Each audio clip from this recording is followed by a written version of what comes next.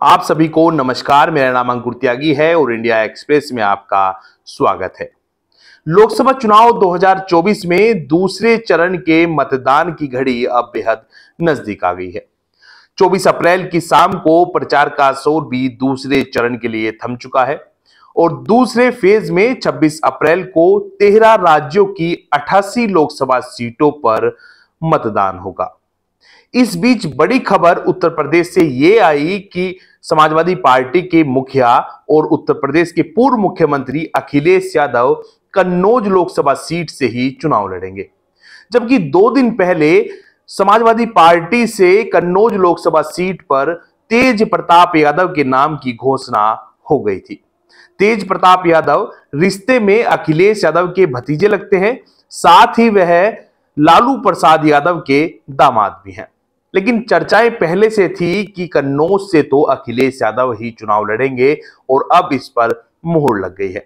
25 अप्रैल को अखिलेश यादव कन्नौज लोकसभा सीट से नॉमिनेशन भी दाखिल करेंगे। समाजवादी पार्टी के मुखिया अखिलेश यादव की राजनीति की शुरुआत भी कन्नौज लोकसभा सीट से ही हुई थी। साल 1999 के लोकसभा चुनाव में मुलायम सिंह यादव ने 2 सीटों से चुनाव लड़ा था, एक संभल और दूसरी कन्नौज। दोनों ही सीटों पर मुलायम सिंह यादव जीत गए थे। इसके बाद मुलायम सिंह यादव ने कन्नौज लोकसभा सीट से इस्तीफा दे दिया था। साल 2000 में कन्नौज सीट पर उपचुनाव हुआ और समाजवादी पार्टी की ओर से अखिलेश यादव को उम्मीदवार बनाया गया था, जबकि बहुजन समाज पार्टी ने उस चुनाव में अकबर अहमद डंपी पर दांव खेला था। यह चुनाव बेहद दिलचस्प हुआ था और मुलायम सिंह यादव और शिवपाल यादव को अखिलेश यादव की जीत के लिए बेहद मेहनत भी करनी पड़ी थी, लेकिन 58,000 से ज्यादा वोटों से अखिलेश यादव की जीत हो गई थी। उस चुनाव में अखिलेश यादव को 3,06,054 वोट मिले थे, जबकि डंपी को 2,47,329 वोट ही मिले थे। 58,725 वोट से अखिलेश यादव ने जीत दर्ज की थी। खैर, दूसरे चरण में भी उत्तर प्रदेश में 8 ही सीटों पर मतदान होना है। इनमें अमरोहा, मेरठ, बागपत, गाजियाबाद, गौतम बुद्ध नगर, बुलंदशहर, अलीगढ़ और मथुरा सीट शामिल है। इन 8 में से 7 सीटें 2019 में भाजपा ने ही जीती थी।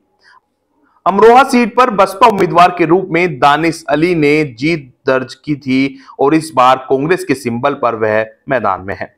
बड़ी खबर अमरोहा से यह भी है कि यहां पर त्यागी भूमिया ब्राह्मण समाज समिति ने कांग्रेस सपा गठबंधन के उम्मीदवार दानिश अली का समर्थन कर दिया है। त्यागी समाज के इस संगठन के राष्ट्रीय अध्यक्ष मांगे राम त्यागी हैं। संगठन के अमरोहा जिलाध्यक्ष भुवनेश्वर त्यागी की ओर से पत्र जारी किया गया है। इस बार देखना होगा कि इन 8 लोकसभा सीटों पर रिजल्ट क्या रहता है, क्योंकि राजपूत और त्यागी समाज लगातार भाजपा के खिलाफ मुखर है। राजपूत समाज तो पहले ही ऐलान कर चुका है कि पूरे देश में भाजपा के खिलाफ वोटिंग की जाएगी और उस प्रत्याशी को राजपूत समाज के लोग वोट करेंगे जो सीधे तौर पर भाजपा को हराएगा, क्योंकि राजपूत समाज राजनीति में यानी कि लोकसभा चुनावों में जो उपेक्षा हुई है उससे बेहद खफा है। वहीं दूसरे चरण में रालोद मुखिया जयंत चौधरी की प्रतिष्ठा भी दांव पर है, क्योंकि बागपत लोकसभा सीट पर भी 26 अप्रैल को ही वोटिंग है। इस बार चौधरी परिवार से कोई चुनाव नहीं लड़ रहा है। डॉक्टर राजकुमार सांगवान को राष्ट्रीय लोकदल की ओर से उम्मीदवार बनाया गया है। बागपत में जयंत चौधरी के उम्मीदवार को समाजवादी पार्टी के उम्मीदवार पंडित अमरपाल शर्मा कड़ी चुनौती दे रहे हैं। अब देखना होगा कि जयंत चौधरी बागपत में अपने प्रत्याशी को जीत दिला पाते हैं या नहीं। इस बार राष्ट्रीय लोकदल का भाजपा के साथ गठबंधन भी है।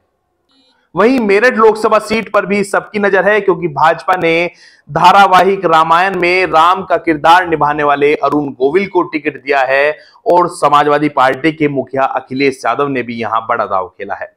सामान्य सीट होने के बावजूद यहां से दलित समाज से आने वाली सुनीता वर्मा को टिकट दिया गया है। सुनीता वर्मा मेरठ नगर निगम की मेयर भी रह चुकी हैं, जबकि उनके पति योगेश वर्मा हस्तिनापुर सीट से विधायक भी रह चुके हैं।